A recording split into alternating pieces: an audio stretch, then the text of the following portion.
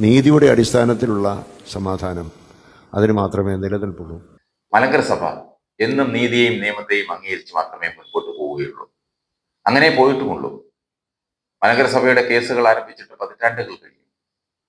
958 വഴക്കുകൾ അവസാനിപ്പിച്ച് സമാധാനം ഉണ്ടാവാൻ അന്ന് കോടതി വിധികൾക്കപ്പുറം നിന്ന് മലങ്കര സഭ വിട്ടുവീഴ്ചകൾ ചെയ്തു. എന്നാൽ 972 വീണ്ടും അന്ത്യോക്യ പാത്രിയാർക്കീസ് കലഹത്തിന്റെ വിത്ത് വീണ്ടും വിതച്ചു. സമാന്തരമായി മലങ്കര സഭയിൽ ഭരണത്തിന് കൂട്ടുകൂട്ടാൻ ചില മെത്രാന്മാരെ വാഴിച്ചുവിട്ടു. വീണ്ടും മലങ്കരയിൽ കലഹങ്ങളും വഴക്കുകളും ഉണ്ടായി. കീഴ്ക്കോടതികളിൽ നിന്ന് മേൽക്കോടതികളിലേക്ക് വീണ്ടും നിയമ പോരാട്ടമായി. 995 ഹൈക്കോടതി വിധിക്കെതിരെ സുപ്രീം കോടതിയിൽ പോയി. അന്ന് സുപ്രീം കോടതി കോടതികൾക്ക് പുറത്തൊരു ഒത്തുതീർപ്പിന് സാഹചര്യമുണ്ടോ എന്ന് ചോദിച്ചപ്പോൾ കോടതി വിധി എന്തായാലും അത് അംഗീകരിച്ചോളാമെന്നാണ് വിഘട വിഭാഗം പറഞ്ഞത്. അങ്ങനെ ഭൂരിപക്ഷം തെളിയിക്കാൻ സുപ്രീം കോടതി നിരീക്ഷകനെ വെച്ചു.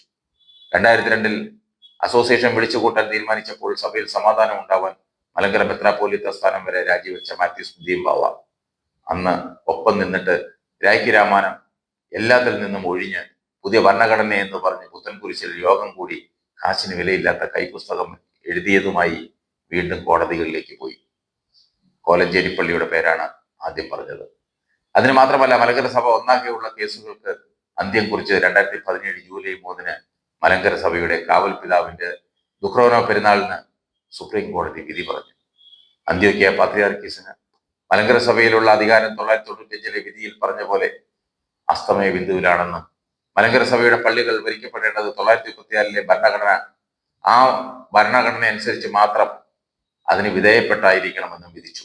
അതിനെ ചോദ്യം ചെയ്ത് വീണ്ടും സുപ്രീം കോടതിയിൽ പോയപ്പോൾ 2019 അത് വീണ്ടും സുപ്രീം കോടതി ആവർത്തിച്ചു പറഞ്ഞു, മലങ്കര സഭയുടെ പള്ളികൾ ഭരിക്കപ്പെടേണ്ടത് 934 ഭരണഘടനയുടെ അടിസ്ഥാനത്തിൽ മാത്രമാണെന്ന്.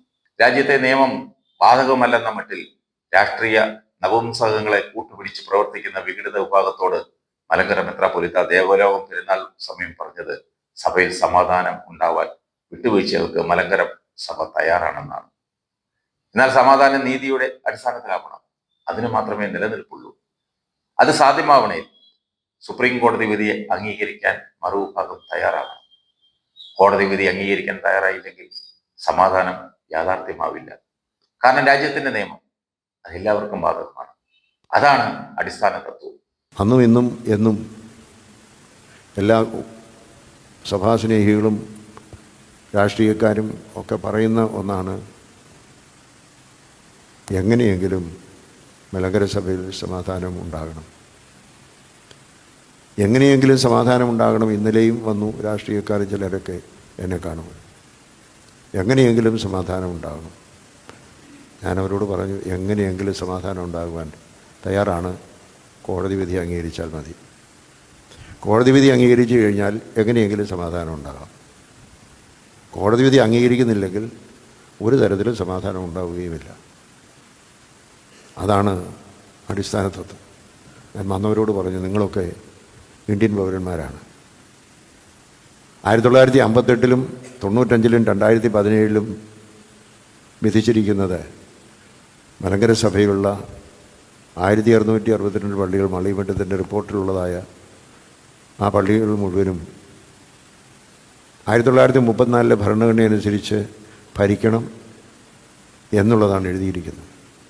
അതിന് വിപരീതമായി എന്തെങ്കിലും ഞാൻ ചെയ്താൽ ഏതൊരു ഇന്ത്യൻ പൗരനും, കാരണം സുപ്രീം കോടതി വിധി ഇന്ത്യ മഹാരാജ്യത്തിൻ്റെ നിയമമാണ്. അതുകൊണ്ട് ഓർത്തഡോക്സുകാരോ യാക്കോബായക്കാരോ അല്ലെങ്കിൽ CSIയോ മാർത്തമോ ആരും പോകണ്ട. ഇന്ത്യയിലുള്ള ഏത് പൗരനും നിയമലംഘനത്തിൻ്റെ പേരിൽ കോടതിയിൽ എനിക്കെതിരെ പരാതിപ്പെടാൻ സാധിക്കും. അഥവാ ആര് ചെയ്താലും അവർക്കെതിരെ. അത് പറഞ്ഞു കഴിഞ്ഞപ്പോൾ അവർക്ക് മറുപടിയൊന്നുമില്ല. എന്നാൽ പിന്നെ കാണാമെന്ന് പറഞ്ഞ് പോവുക. അതുതന്നേ ഉള്ളൂ നമുക്ക് പറയാനുള്ളത്. കേട്ടല്ലോ, എല്ലാവരും ആഗ്രഹിക്കുന്ന പോലെ സമാധാനം ഉണ്ടാവാൻ വിട്ടുവീഴ്ചകൾക്ക് മലങ്കര സഭ എന്ന് നിന്നിട്ടുണ്ട്. എന്നാൽ കോടതി വിധികൾക്ക് വിപരീതമായി പ്രവർത്തിക്കാൻ സാധ്യമല്ല. തൻ്റെ മുൻഗാമികൾ എങ്ങനെ പ്രവർത്തിച്ചോ അങ്ങനെ പ്രവർത്തിച്ചതിന് തുല്യമായി മാത്രമേ തനിക്കും പ്രവർത്തിക്കാൻ സാധ്യമാവുകയുള്ളൂ എന്ന് പരിശുദ്ധ കാതോലിക്ക ബാവ പറഞ്ഞത് തെറ്റിദ്ധരിക്കേണ്ട. കോടതി പറഞ്ഞിട്ടുള്ളതാണ്. അതാണ് ബാവയും പറഞ്ഞത്. യൂറിസ്തുതിയൻ ബാവ നീതിയുടെ അടിസ്ഥാനത്തിൽ ഒരു സമാധാനം ഉണ്ടാകാൻ ആഗ്രഹിച്ചു. അത് നിലവിൽ വന്നു.